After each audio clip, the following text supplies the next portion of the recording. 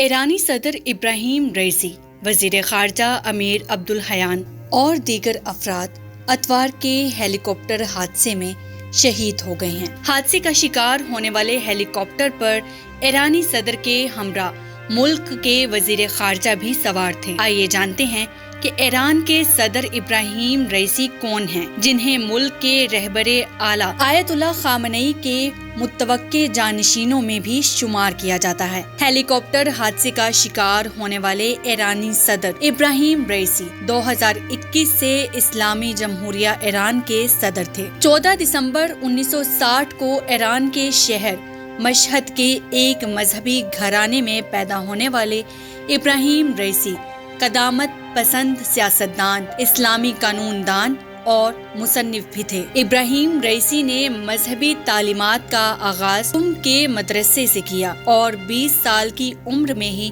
وہ ایران کے عدالتی نظام کا حصہ بن گئے۔ گرج شہر کے پروسیکیوٹر نامزد ہونے سے لے کر ہمدان اور پھر تہران کے پروسیکیوٹر جنرل بنے، وہاں سے جوڈیشل اتھارٹی کے نائب سربراہ اور پھر 2014 میں ایران کے پروسیکیوٹر جنرل مقرر ہوئے۔ 1988 میں ابراہیم رئیسی اس پروسیکیوشن کمیٹی کا حصہ تھے جس نے ملک بھر میں بے شمار سیاسی قیدیوں کو سزائے موت سنائی۔ 2017 کا صدارتی الیکشن وہ اعتدال پسند صدر حسن روحانی سے ہار گئے تھے، تاہم دوسری مرتبہ 2021 میں وہ 62.9% ووٹوں سے ایران کے 8ویں صدر منتخب ہوئے۔ خارجہ پالیسی میں ابراہیم رئیسی علاقائی خود مختاری کے حامی مانے جاتے تھے۔ امریکی افواج کے انخلاء کے بعد انہوں نے افغانستان میں استحکام کی حمایت کی اور کہا کہ افغان سرحد کے اطراف داعش جیسے کسی بھی دہشت گرد گروپ کو پیر جمانے نہیں دیا جائے گا۔ ابراہیم رئیسی نے شام کے ساتھ اسٹریٹجک روابط مستحکم کیے، یمن میں سعودی ناکہ بندی کی شدید مخالفت کی، یوکرین جنگ میں